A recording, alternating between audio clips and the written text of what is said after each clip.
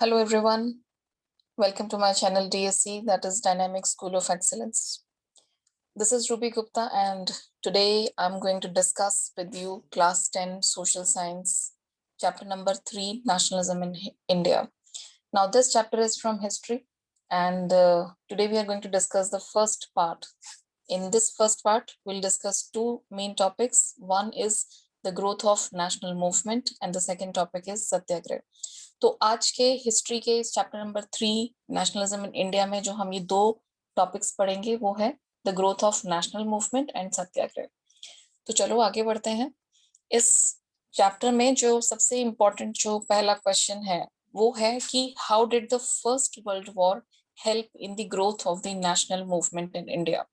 तो इंडिया में जो अलग अलग मूवमेंट्स शुरू हुई थी उसमें फर्स्ट वर्ल्ड वॉर का क्या रोल है, या फिर ऐसी कौन सी सिचुएशंस थी जिन्होंने इंडियंस को मजबूर कर दिया कि वो अलग अलग सत्याग्रह करें, अलग अलग रैलीज निकालें। क्यों ऐसा ऐसा क्या हुआ कि जो आम इंसान थे वो भी सड़कों पे आ गए और उन्होंने ब्रिटिश गवर्नमेंट के अगेंस्ट अपनी आवाज उठानी शुरू कर दी।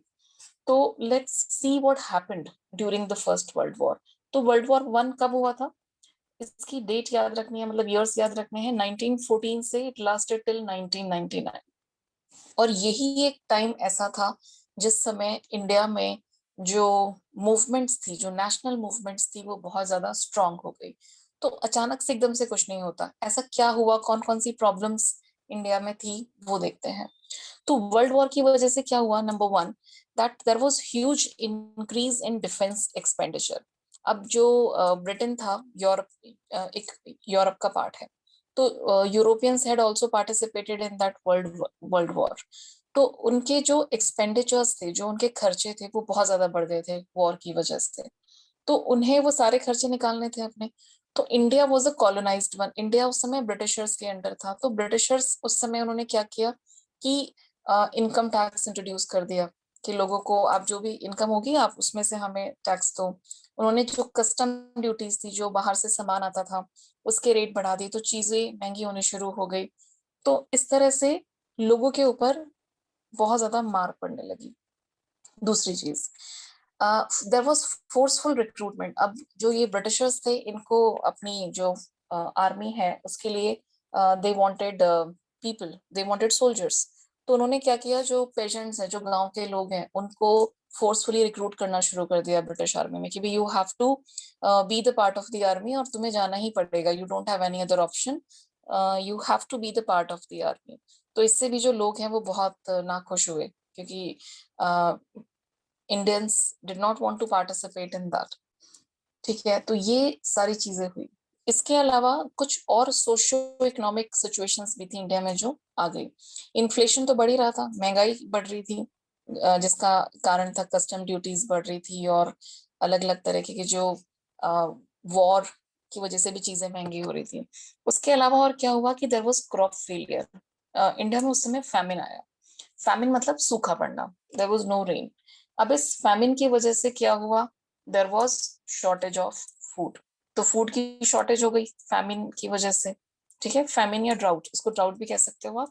सो शॉर्टेज है खाने की, क्रॉप फेलियर है, प्राइस बहुत बढ़ गए हैं, ऊपर से गवर्नमेंट कह रही है कि आपको टैक्सेस देने हैं और आपको आर्मी में भी आपका मन है नहीं है, you have to be the part of the army, soldier बनना है और you have to go you know just to wage war.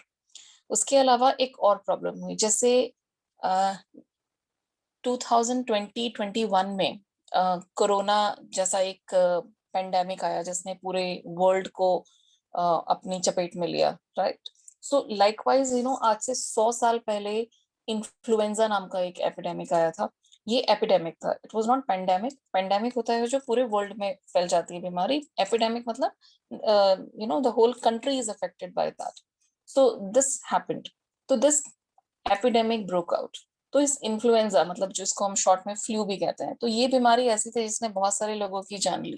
And you won't believe that 12 to 13 million people perished, मतलब डाइड। तो इस बीमारी की वजह से 12 से 13 मिलियन जो लोग थे वो मर गए। 1 मिलियन मतलब 10 लाख। तो यू कैन इमेजिन कि ये जो नंबर है वो करोड़ में है। So in India, so many people had died because of that. तो ये जो सारी प्रॉब्लम्स हैं, इनकी वजह से जो नेशनल मूवमेंट्स है वो स्ट्रांग हुई, क्योंकि लोगों को अब लगने लगा था कि हमारे ऊपर जुल्म और अत्याचार हो रहे हैं और इसके लिए बहुत जरूरी है हमें अपनी आवाज उठानी है। अब एक और बहुत इंपॉर्टेंट चीज होती है इंडिया में, और वो ये थी the arrival of Mahatma Gandhi. Mahatma Gandhi arrived in India in 1915। तो वर्ल्ड वॉर तो ऑलरेडी शुरू हो ही चुका था 1914 में, लोगों की प्रॉब्लम्स तो शुरू हो गई थी। Now Mahatma Gandhi came like a saviour, एक जैसे कहते हैं कि तारनहार, एक सबके एक गाइड की तरह से ही केम टू इंडिया। एंड 1915 में उन्होंने सत्याग्रह शुरू किया। अब ये सत्याग्रह क्या होता है ये समझ लेते हैं। तो basically satyagraha is mass agitation. Mass agitation, mass का मतलब क्या होता है कि जब बहुत सारे लोग इकट्ठा होके कुछ करते हैं, that is mass. And agitation मतलब कि जब आप किसी चीज से नाखुश हो, मतलब you are not happy with that particular thing and you are irritated, you are angry, you are enraged, so that is agitation. तो सत्याग्रह जो है basically it is a mass agitation to fight the oppressor. Oppressor कौन होता है? जिस जो जुल्म कर रहा है। जैसे यहाँ पे जो ब्रिटिशर्स हैं वो ऑप्रेसर हैं। And for justice without using any physical force. तो सत्याग्रह का मतलब ये होता है कि आप जुल्म के खिलाफ आवाज उठा रहे हो, आप अपने एक जस्टिस के लिए लड़ रहे हो, न्याय चाहिए आपको, लेकिन you are not using any kind of violence there. कोई फिजिकल फोर्स नहीं है, आप कोई यहाँ पे बॉम्बिंग नहीं कर रहे हो, you are not doing any kind of firing, कुछ नहीं है। आप सिर्फ अपनी बात रखोगे, अलग अलग रैलीज कर सकते हो, आप धरना दे सकते हो, इस तरह की चीजें होंगी। तो ये एक सत्याग्रह का कॉन्सेप्ट है। ये डेफिनेशन आपको लर्न करनी है। I have tried to include major points in this definition that you have to remember. तो 1915 में गांधी जी आए, तो 1917 में, ये आपको एक करेक्शन करना है, आपकी बुक में 1916 लिखा हुआ है but you have to write 1917, कि जो पहला सत्याग्रह गांधी जी ने किया वो था चंपारण इन बिहार। 1917 में हुआ था ये। And this Satyagraha which was done in Champaran, Champaran Bihar में आता है, और वहां पे बेसिकली इंडिगो प्लांटेशन था। अब आपको थोड़ा सा समझना होगा पहले कि what this Indigo plantation means. Indigo एक तरह की क्रॉप होती है जिसमें से एक ब्लू कलर का सब्सटेंस निकलता है, पाउडर निकलता है, और उससे कपड़े डाई होते हैं। And this Indian Indigo was in great demand in the international world, in international market. तो वहां पे इस इंडियन इंडिगो की बहुत डिमांड थी। तो ब्रिटिशर्स ने क्या किया, इंडियंस को कहा कि आप अपने जो जमीन है उसके 15% लैंड पे ये इंडिगो उगाओ और हमें एज अ टैक्स आप दे दो। तो इससे क्या हुआ कि उन्हें ना तो कोई खर्चा करना पड़ा और उनको फ्री में वो इंडिगो मिल गया, और ये इंडिगो वो इंटरनेशनल मार्केट में बहुत अच्छे दामों पे बेचते थे। लेकिन जो बिहार के जो पेजेंट्स थे, जो फार्मर्स थे, उन्हें ना तो कुछ फायदा हो रहा था इससे, सारे जो मॉनेटरी बेनिफिट्स हैं, जो पैसा है वो तो ब्रिटिशर्स को मिल रहा था, और इंडिगो उगाने से उनकी जो जमीन है वो खराब हो रही थी, क्योंकि उसकी जो फर्टिलिटी है वो बहुत कम हो जाती है। तो ये सारी प्रॉब्लम्स फेस कर रहे थे बिहार के लोग। तो गांधी जी ने यहाँ पे ये सत्याग्रह वाला अपना जो एक फॉर्मूला था वो अपनाया। वहां पे उन्होंने बातचीत की, काफी सारे लोग वहां पे इकट्ठा हुए, सब ने मिलके वहां पे ये जो ऑपरेसिव सिस्टम था उसको बंद करवाया। तो इस तरह से गांधी जी का जो ये फर्स्ट अटेम्प्ट था ये सक्सेसफुल रहा, and Gandhi ji succeeded in this particular event. This is the first success. उसके बाद 1917 में एक और उन्होंने सत्याग्रह किया, वो था Kheda. This is in Gujarat. अब गुजरात के इस खेड़ा डिस्ट्रिक्ट में, ये जिला है, डिस्ट्रिक्ट है, यहाँ पे क्या प्रॉब्लम थी, यहाँ पे ऑलरेडी क्रॉप फेलियर, फैमिन आया था वहां पे, जैसे हमने पहले देखा ही है, और वहां पे प्लेग था, एपिडेमिक चल रहा था, प्लेग नाम की एक बीमारी चल रही थी। तो जिसकी वजह से जो फार्मर्स थे, they did not have enough money to pay their taxes, तो वो रेवेन्यू या टैक्सेस वो दे नहीं पा रहे थे। तो उन्होंने गवर्नमेंट से, ब्रिटिश गवर्नमेंट से कहा कि भाई आप हमें थोड़ा सा रिलैक्सेशन दो, क्योंकि we are not able to pay our taxes.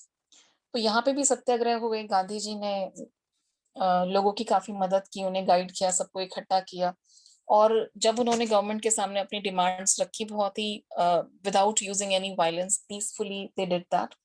तो यहाँ पे भी गांधी जी को काफी सक्सेस मिली। तो इसमें भी गवर्नमेंट ने फिर फाइनली डिसाइड करा कि भाई ठीक है, हम जो आपके टैक्सेस हैं इस साल के और नेक्स्ट ईयर के वो हटा देते हैं, आपको यू डोंट हैव टू पे एनी टैक्सेस। और गवर्नमेंट ने जो उनकी प्रॉपर्टी को कॉन्फिस्केट किया था, कॉन्फिस्केट करना मतलब जब्त कर लेना, तो वो भी उन्होंने वापस कर दी थी। तो this was the Satyagraha that took place. इसमें भी गांधी जी और वहां के खेड़ा के लोगों को काफी सक्सेस मिली। Now we come to the third one. एक और सत्याग्रह किया गांधी जी ने 1918 में। This was in Ahmedabad, Gujarat. ये भी गुजरात में था। तो इसमें क्या प्रॉब्लम थी कि जो कॉटन मिल वर्कर्स थे, अब अहमदाबाद में कॉटन मिल्स थी, तो कॉटन मिल वर्कर्स को वेजेस बहुत कम मिलते थे और काम उनसे बहुत ज्यादा कराया जाता था। They had to work for number of hours. तो बहुत ही इनह्यूमन कंडीशंस में उन्हें काम करना पड़ रहा था और they had to work for long hours, और पैसे बिल्कुल कम मिलते थे। तो यहाँ पे भी सत्याग्रह हुए, लोगों ने एक मिलजुल के अपनी डिमांड्स रखी, लेकिन कोई भी वायलेंस यहाँ पे नहीं क्रिएट हुआ। तो वहां पे गांधी जी ने और वर्कर्स ने डिमांड की कि भाई you have to increase 35% of our wages. So finally यहाँ पे भी गवर्नमेंट को, मतलब coincidentally you can say that this strike was also successful. मतलब स्ट्राइक का मतलब कि भाई they stopped going to work. उन्होंने कहा कि हम तभी काम पे जाएंगे जब आप हमें हमारे जो वेजेस हैं वो बढ़ा के दोगे। तो गवर्नमेंट ने फिर ये जो वेजेस हैं ये बढ़ा दिए थे। तो 35% जो वेजेस हैं वो यहाँ पे इंक्रीज हो गए थे। This is what happened. Okay, so now let's, ये है 3 जो इंसिडेंट्स जहाँ पे गांधी जी को काफी सक्सेस मिली। अब इसकी वजह से अब आगे क्या हुआ, आगे एक और डेवलपमेंट देखते हैं। अब गांधी जी को लगा कि भाई ये जो रीजनल लेवल पे ये सारे जो है हमने जो मूवमेंट्स हैं ये सक्सेसफुल है, लेकिन अब कुछ ऐसा करना है कि जो एक नेशनल लेवल पे हो, जो नेशन वाइड एक मूवमेंट हो, एक नेशन वाइड सत्याग्रह होना चाहिए जिसमें सारे जो कंट्री के लोग हैं वो पार्टिसिपेट करें। तो गांधी जी को उसके लिए एक और मौका मिला। हुआ क्या कि ये जो गवर्नमेंट को लगा कि भाई इस तरह से अगर हम इनकी बातें मानते रहेंगे हर, तो ये तो फिर हम पे और ज्यादा हावी हो जाएंगे, they will try to, Indians will dominate us. तो उन्होंने फटाफट से क्या किया, जो वहां पे इंपीरियल लेजिस्लेटिव काउंसिल थी, मतलब जो इंपीरियल मतलब रॉयल, और जो लेजिस्लेटिव जो लॉज बनाते हैं, उसने फटाफट से एक लॉ पास किया। क्या था वो लॉ? वो था रॉलेट एक्ट।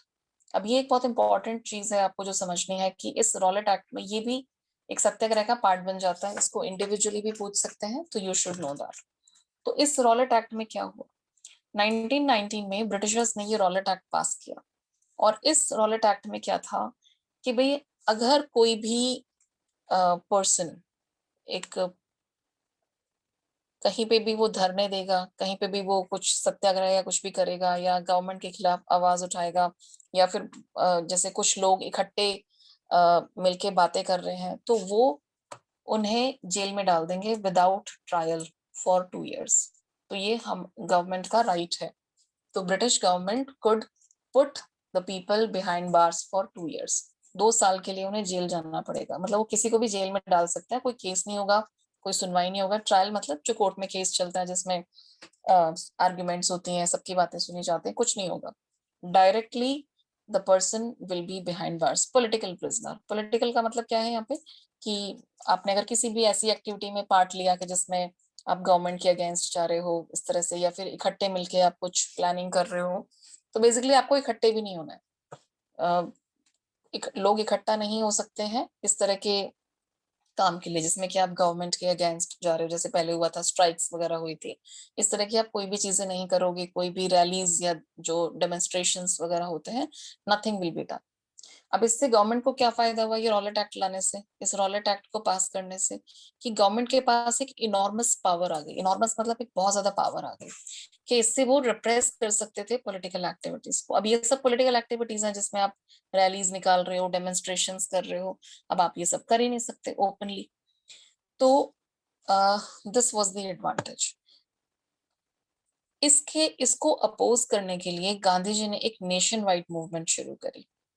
और ये किसके अगेंस्ट थी? रॉलेट एक्ट, जो गवर्नमेंट ने पास किया था, जिसमें कि कोई पॉलिटिकल एक्टिविटी नहीं होगी, अगर हुई तो उन लोगों को जेल में डाल देंगे for 2 years without any trial. This you have to remember. तो इस रॉलेट एक्ट के अगेंस्ट गांधी जी ने एक और सत्याग्रह लॉन्च किया, और ये था रॉलेट सत्याग्रह। इसका नाम ये रखा गया, रॉलेट सत्याग्रह। तो ये गांधी जी ने लॉन्च किया, और इसके लिए इन्होंने क्या किया कि जो रैलीज थी ऑर्गेनाइज की गई, workers went on strike again, जो रेलवे वर्कशॉप्स थी वहां के जो वर्कर्स थे, क्योंकि उस समय रेलवे का काम बहुत अच्छी तरह से चल रहा था, काफी railway lines were lay down and all that, shops close कर दी गई। तो लोगों ने इस एक्ट को भी अपोज किया, तो ये भी एक सत्याग्रह बन गया। बट द क्वेश्चन इज कि क्या इस बार गांधी जी को सक्सेस मिली? Was he successful this time also?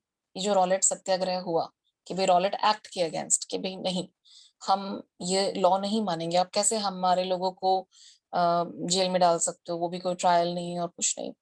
तो ये सारी चीजें हुई। अब आगे ऐसा क्या हुआ, क्या गांधी जी इसमें सक्सेसफुल हुए, ये देखेंगे नेक्स्ट वीडियो में। तब तक के लिए bye everyone, thank you for watching my video, like and share and subscribe my channel to get more such videos. Okay, bye everyone.